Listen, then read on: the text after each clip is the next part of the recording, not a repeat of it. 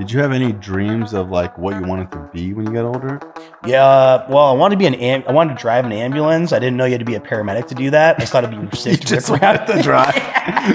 You're like, dude, I'm not gonna just fucking I just want to do the high speed weave chase. in and out of traffic, bro. My mom's like, you need to be a fucking paramedic to do that, and I'm like, a what?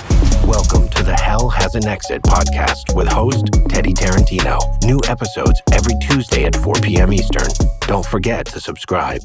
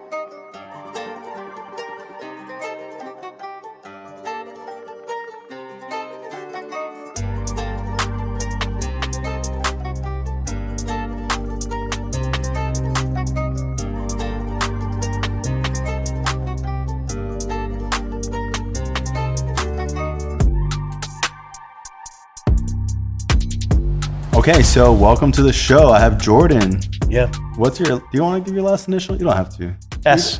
Jordan S. Okay, Yeah. Jordan S. So just so people know, like I know you're not a social media guy. You don't like being in front of the camera. Yeah. I think it took me like 2 years to see a picture of your face on Instagram for a while. Yeah. So I appreciate you doing this. You're such a humble dude. Since I met you, bro, you're just super solid. And Thank you, dude.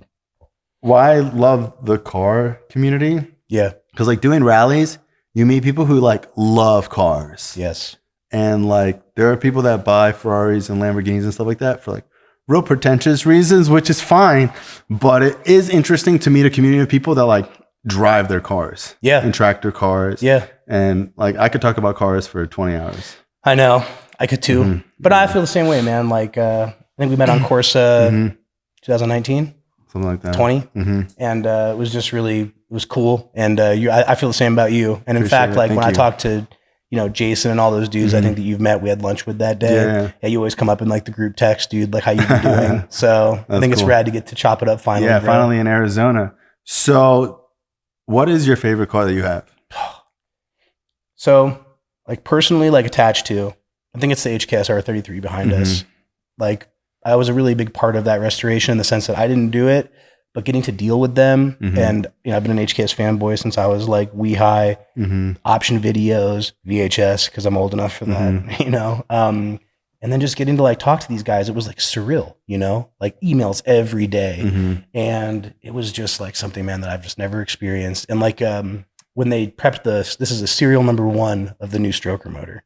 And when they prepped the block, like they put this individual serial number, they carve it in and it said J.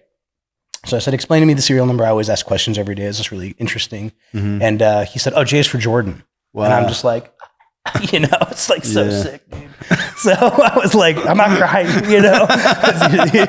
like partially tearing up, reading this email. So I think I'm just so connected to this car. Yeah. That's crazy. Yeah. It's opened up a lot of doors, man. Getting to meet like just John's Bull, and then going to SEMA and meeting these like idols, and then meeting like the guys from Greddy and Trust. And it's just like, the car community is small, like you said. Yeah. So just getting to talk to all these people, and they're hyped for you, and you're just hyped because you're like, dude, I've watched you on YouTube forever. I've always loved your content, right? So it's just been a cool experience. Yeah, it's crazy because like I used to not think of myself as someone who's like into YouTube, but all I did was watch car YouTube. Yes. So I remember like my dream was like to have an R35.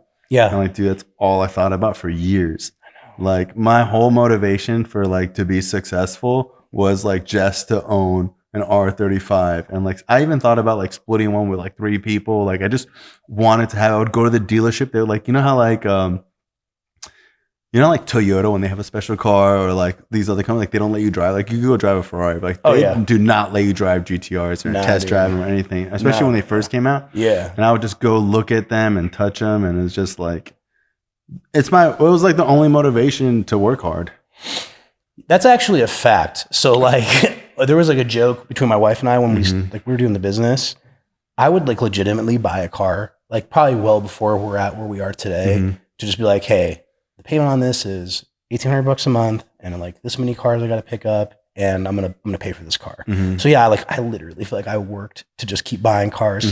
It's just awesome, like a total addiction, Yeah, and it's like nothing else motivates me. So it's like if it wasn't for cars, I'd be like, well, why would I just go home after 5? Exactly. Like why would I work on the holidays, or why would I like take a big risk or whatever? But it's like, dude, cars was the only like.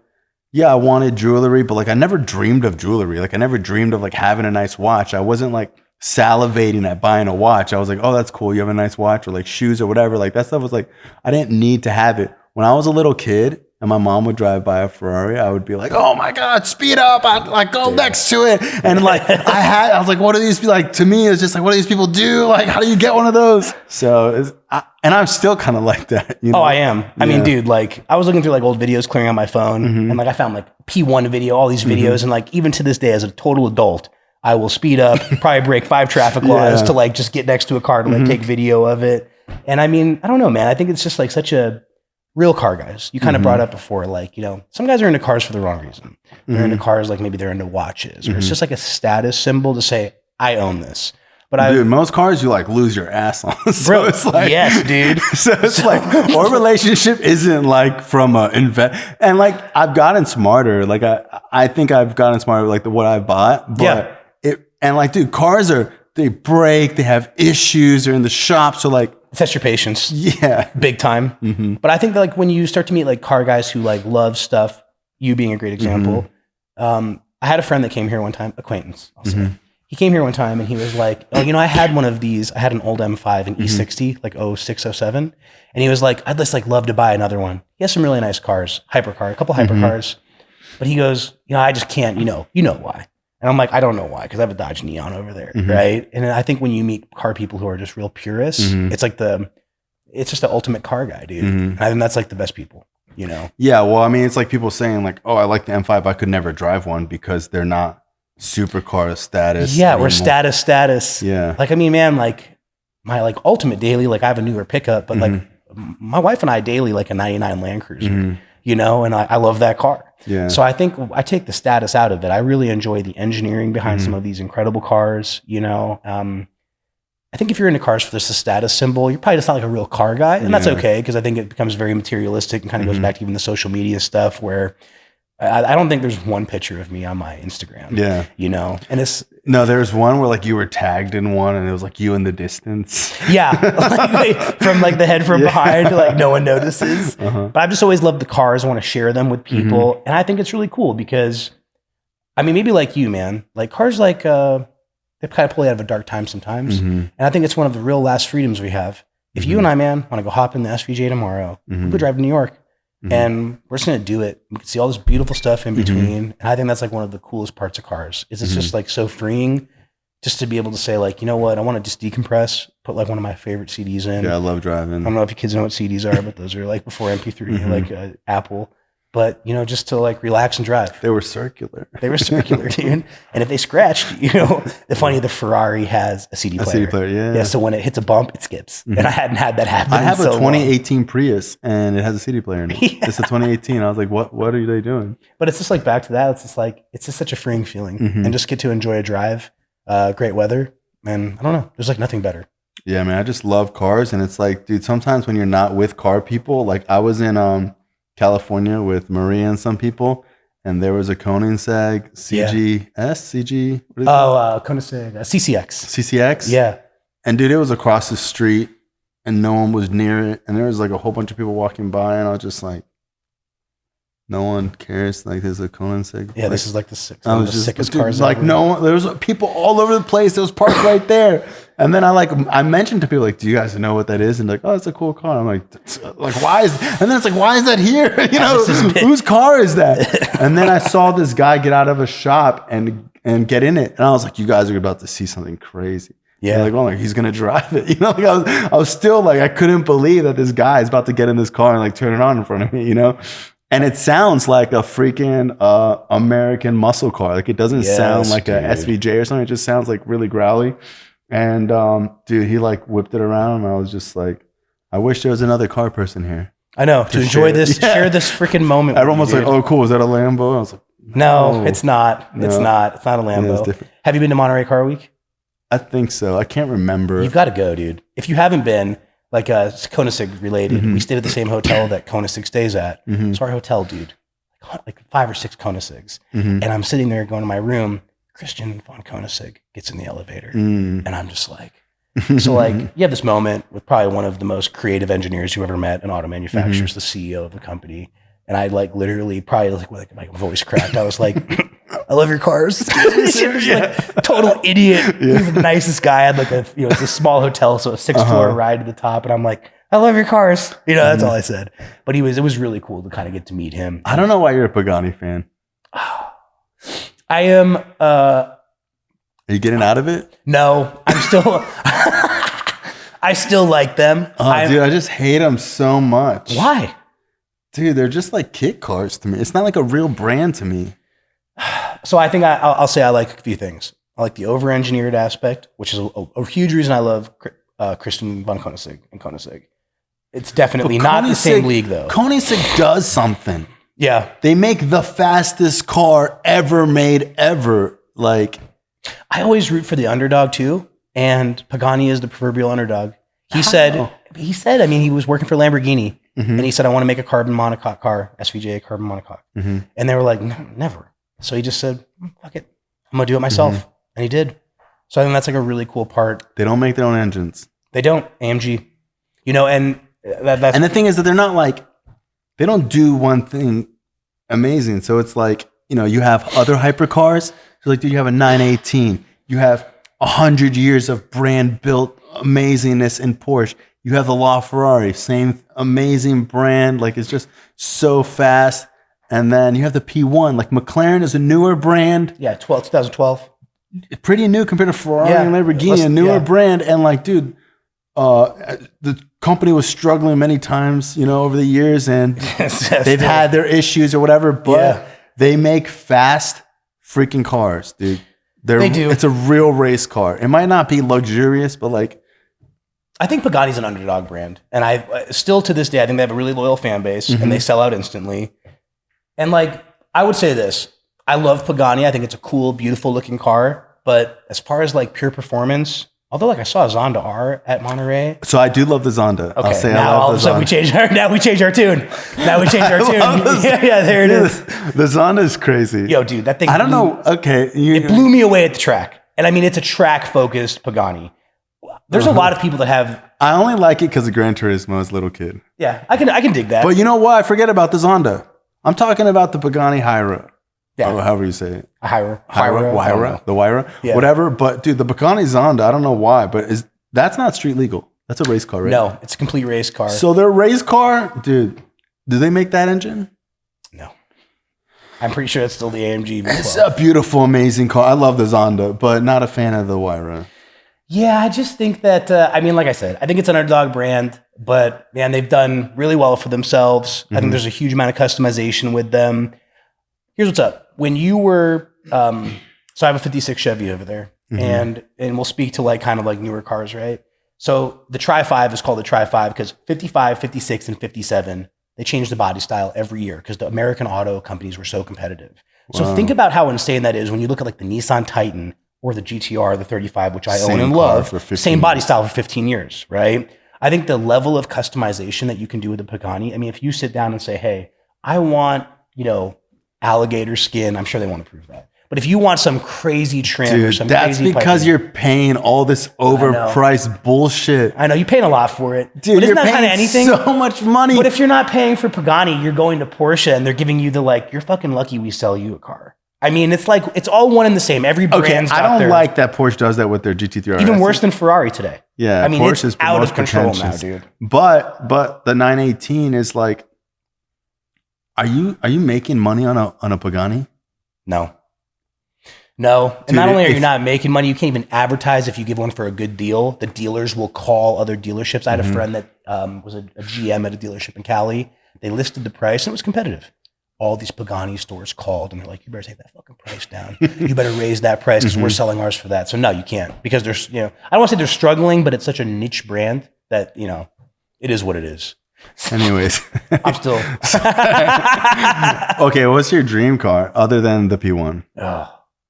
You know what? I have an affliction for the Ferrari F40. I think it's a beautiful car. Yeah, I like the F40. The F40 is the one that has the curved in hood.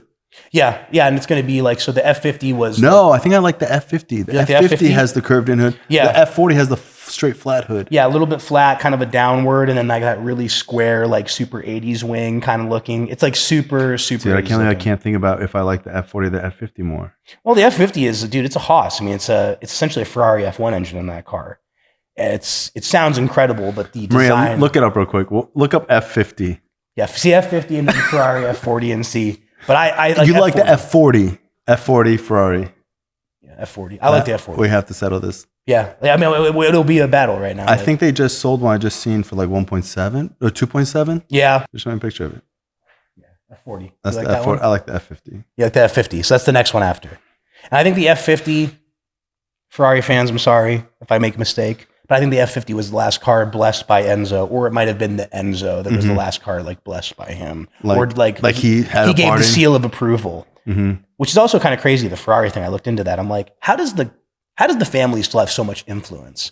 So the Ferrari family only owns 21% of Ferrari at this point, but they have 51% of the voting rights. Smart. So they still control the brand. That's crazy. Yeah, but that's like, I think that's one of my dream cars. I mean, what about you, man? Like, what's your dream car? Anything. I mean, minus like my top three. My top three. Yeah. Is the AMG CLK GTR. Okay. SLS Black Series in yellow. Solar yellow.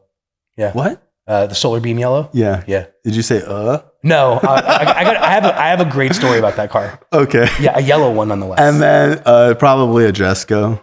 Oh. Actually, let me change my vote a little bit. It's a Jesco now? Dude, that Jesco, did you see that black one with the gold in the... Oh my God. Any color. It's crazy. It's incredible with the high downforce kit. I mean, they just did like one of those ASMR videos on it. Oh, really? But bro, I mean, I almost cried. Like it is, it is like that good. But to the Black Series point, the SLS, my mom worked for this cardiologist. And he said, hey, Jordan, I just got an SLS. I want you to come see it. I'm having trouble getting it in my garage. He lived in this really big house. How old are you? How old am I? 38. At the time. Oh, young. I just got my R35. I think I'm like 25. Okay. So he's like, I just got this SLS Black Series. I'd love for you to come take a look. I'm like, hell yeah, dude. And he's like, I'm having trouble getting it in my garage. Mow your lawn, right? Yeah, dude, no problem. Yeah. So the funny thing is, I get to the house, car's beautiful, lets me take it around the block.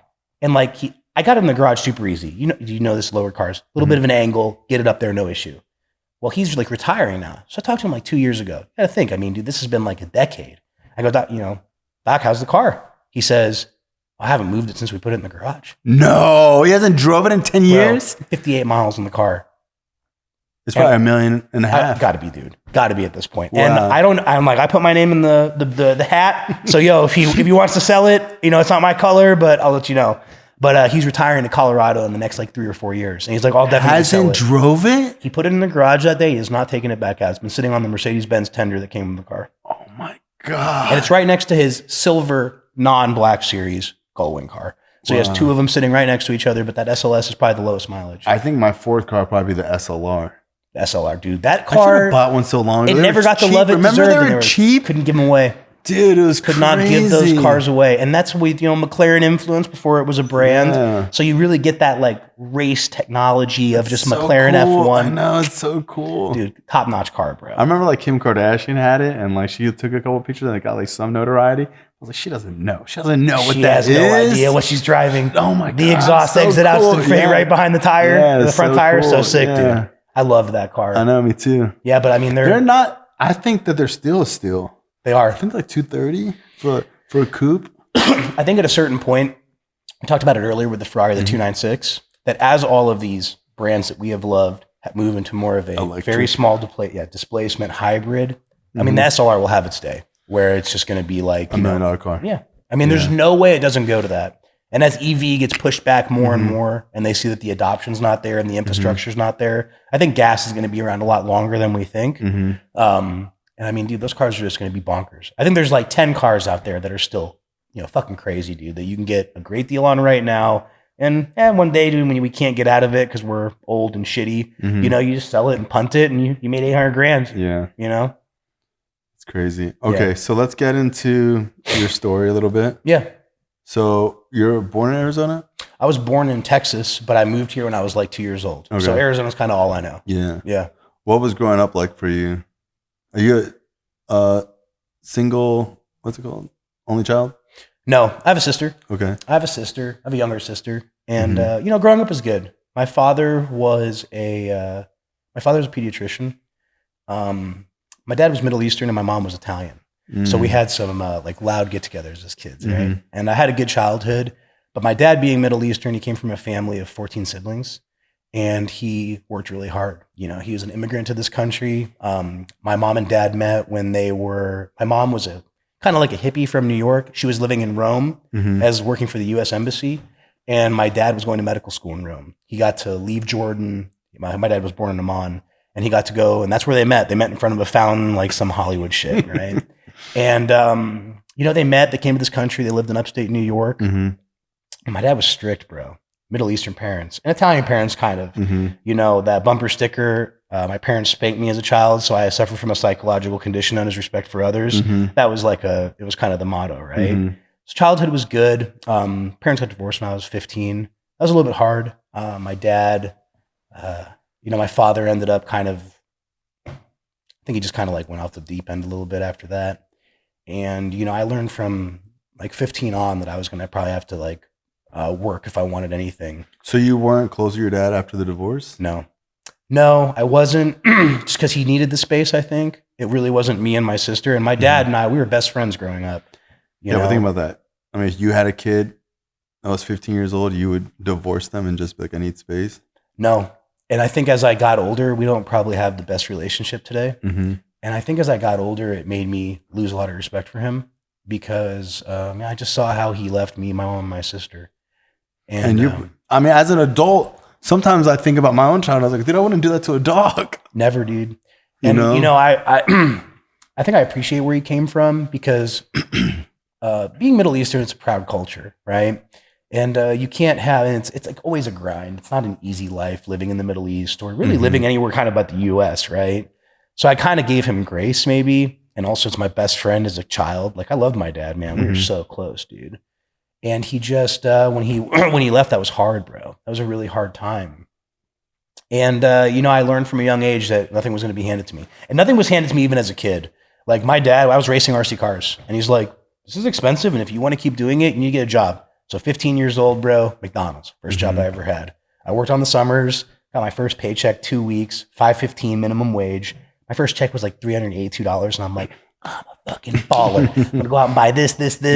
So my dad, the one thing that I will credit my dad with is he built me a work ethic. He gave us a good life. We weren't hungry. We were so fortunate we didn't have the power out in our house, but nothing came free with my father. ever. And if he bought it for you, he'd let you know for the rest of your life.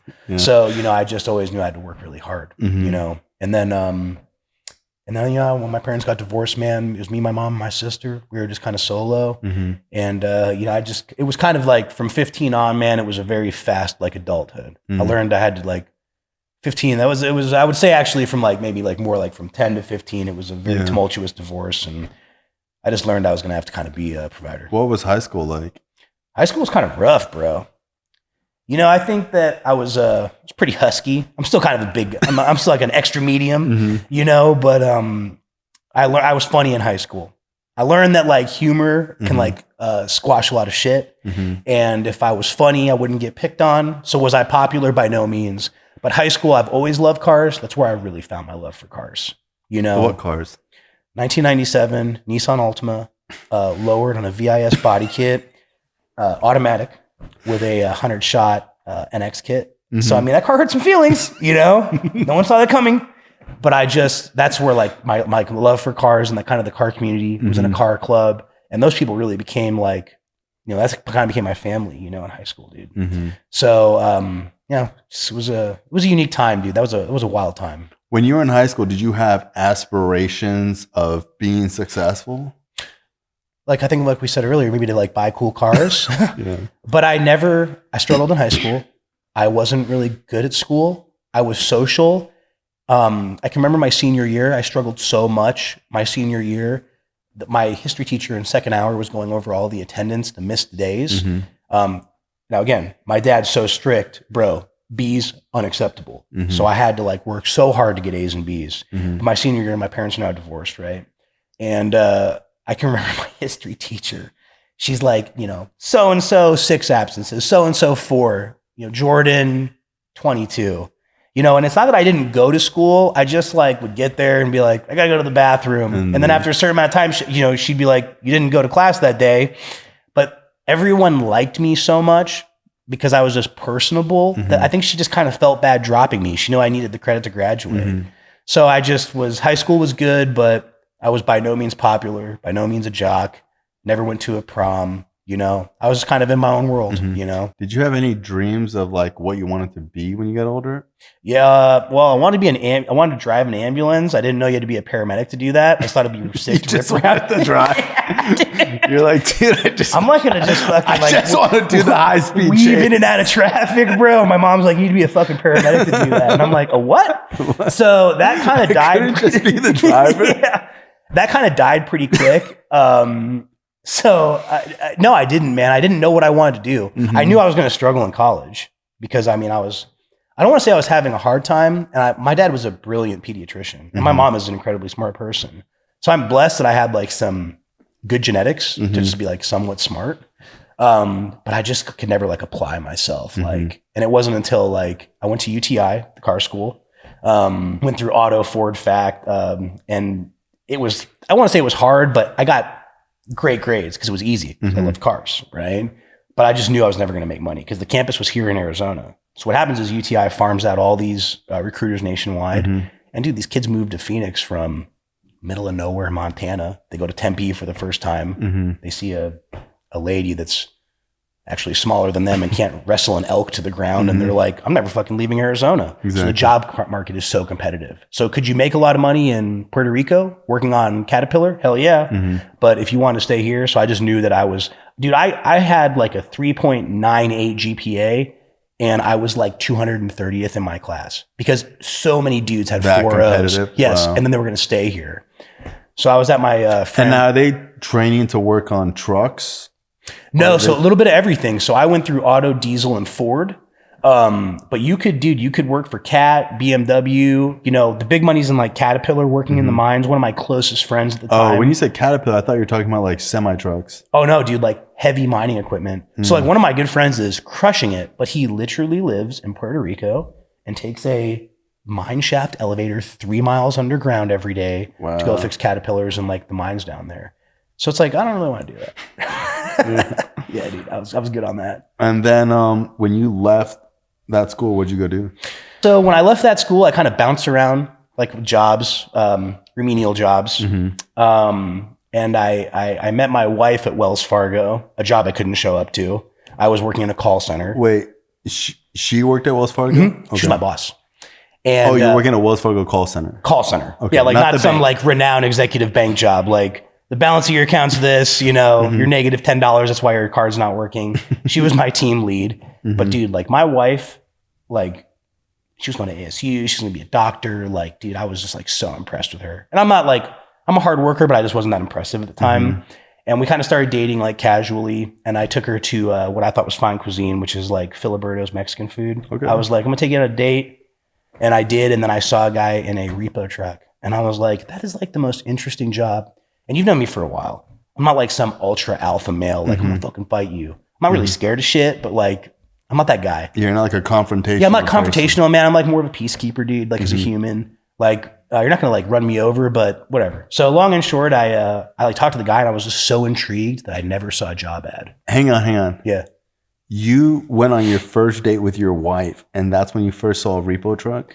Yeah, it was like the second time we ever went out, and I was like I'm talking. I'm like, Star, that's like so sick. I've never seen that job, and I was just like so hooked on the addiction of like never seeing like a job ad posted for repo guy. Like we know it exists. Yeah, but I was like, I've never even heard of people like applying or like or training or whatever. It was like the dark side of like, how do you do that? I was so intrigued. When I was a kid, I was the same way with like crime scene cleanup. Dude, there's a lot of money in that. But I remember being a kid and being like, dude, what if I cleaned up? Like, I bet it would, like they make good money doing that. But you weren't intrigued with like how much money you can make. No. At all. You were just. I was more intrigued by like I'd never seen that job, and I thought it was cool. And like I was kind of I had a sales background. I had like, let's just say 4 jobs when I was like out of college, just trying to figure out what I wanted to do. I sold car parts, worked at Wells Fargo, worked at Best Western's customer service department, took a lot of bed bug complaints. I don't want to brag. Right. Handed out some citations to some hotels for bed bugs. I know. But I ended up, just being so intrigued, and I was so passionate about it, bro. And I was hooked on how passionate I felt about it. So I went and interviewed with a bunch of repo companies. I wore a suit. I wore the 9s, bro. I'm like sitting in this, like I got, first of all, laughed out of like 10 of them. And I'm like sitting in this Why? office. Because you haven't done it before? Never done it. And they're like, what the fuck do you want to do this for? And, I'm like overdressed. And I got hired at a company in Mesa, Arizona. I'm wearing my get up. And this fucking guy is smoking a cigarette in the office, like blowing it in my face. And I'm like, I'm overdressed. And being like the total dare, the owner was well-intentioned. The manager was just a fucking idiot. And they hired me and they gave me no training. So they're like, yeah, we're going to dude, you want to do this, you idiot? So they gave me the keys to the truck that night. And I had no idea what the fuck to do. So I'm sitting at a Quick Trip parking lot, like hitting the buttons, like unfolding the truck. Like, no training at all. Zero, bro. Oh, wow. A stack of repo orders. I'm like, I don't even know how to do this. So like unfolding the boom, and it took me like 2 hours to repo my first car. So I got really good at it because I kept getting caught doing it. So like so when you would get caught, what would happen? Oh, dude, people come out and they're like fucking ballistic. They're like, get the fuck off my get the fuck out of here. Would what you the just fuck leave, or would you finish? No, hell no, dude. Like it was the challenge. I was so, bro. I can't even describe to you the passion I had for. I don't know why, but I just like. Well, I can tell you why. Like 2 or 3 days into it, of like getting my ass kicked, I was driving down the freeway, big part of this, listening to Pink Floyd at like 2 a.m. and I'm like, I'm getting paid to do this, dude. This is like fucking sick. So yeah, I mean, I just like became really good at talking to people because I was getting caught constantly. So were you good at de-escalation? Yes. So that was your thing? Because I would imagine someone who's confrontational isn't good at that job because they probably make situations worse and they take things personal. So you're probably good at it because you're not confrontational, good at de-escalation. Yes. Probably a soothing voice. Oh yeah, bro. And if like, if people need it in a week, where that confrontational repo guy that you think of in your mind, that 6'8", like Aryan Brotherhood motherfucker, I was like, you need a week, totally cool. And because I had sales background, I just built a pipeline. So like every day I had cars to go pick up because I gave someone a week or 2. Weren't you scared that now that they're going to go hide the car? It actually didn't happen a lot because I had like a really good feeling. Like and if someone was going to fuck with me, like I knew, dude, I've had people like turn the light off and like standing in the dark like an asshole when they said they were going to give me the car. But most people were really, really cool. And from that, dude, I was like, I'm not the stereotypical repo guy and I'm not confrontational. I really enjoy just like, hey man, if you had like, you need a shoulder to cry on, dude, like life is tough. I understand why this is happening. What's a point in my life before I met my wife, life was hard. I mean, there was like I would say I was like this close to probably getting my Dodge Neon repoed. I was struggling. So I really understood. And I think that was why I was so successful. So I was crushing everybody in my company. I was like the top performing agent. And I just got to a point where I was like, oh, dude, crushing it. And those guys hated me. It was very competitive.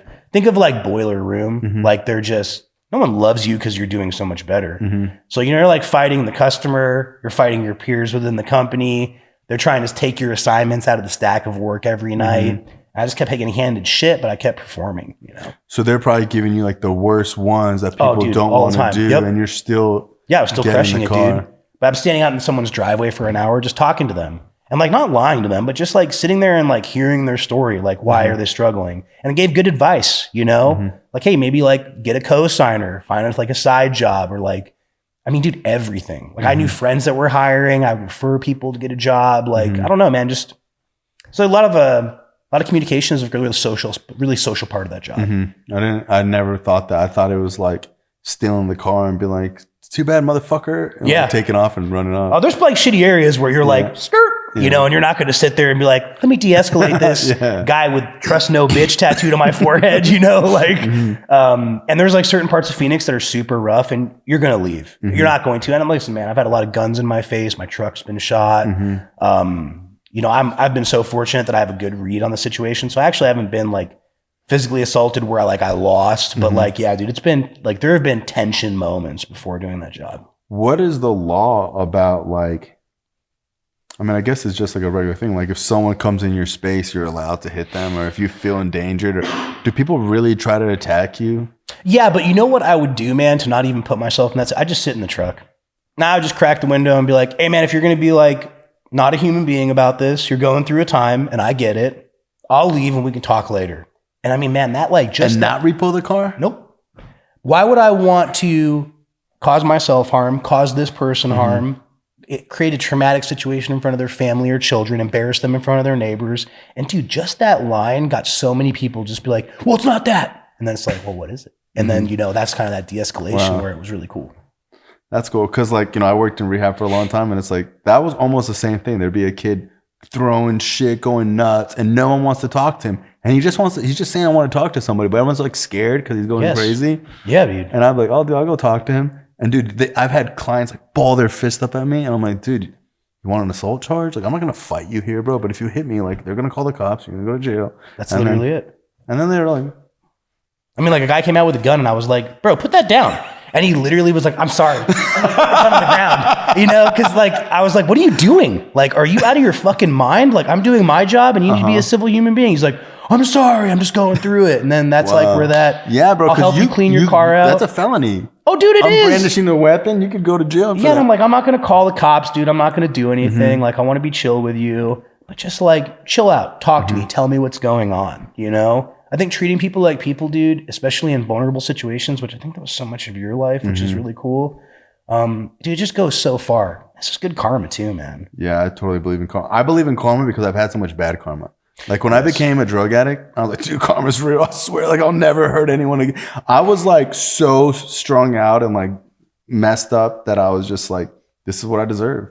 So now I'm like, dude, like I just want the good karma, even if it takes multiple lifetimes to come back. Because I believe like someone like, well, karma's not real because if you kill 100 people and someone kills you, how is that coming back to you?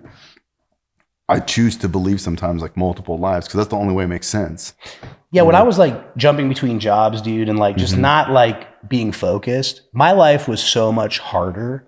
It is so real because like, I go to work every day. I work so hard. I try to provide the best life for our employees. And my life is exponentially easier. Not because of the money, not because, it's just because like you're doing good for the world, man. And I think when you're like just putting your good foot forward, it's real, dude. I mean, I totally believe in karma. I know some people roll their eyes at it, but I'm like, it's real. I'm telling you, your life is a fucking disaster because you are a disaster. Yeah, you have those friends who you try to talk to. Yeah. Yeah, dude.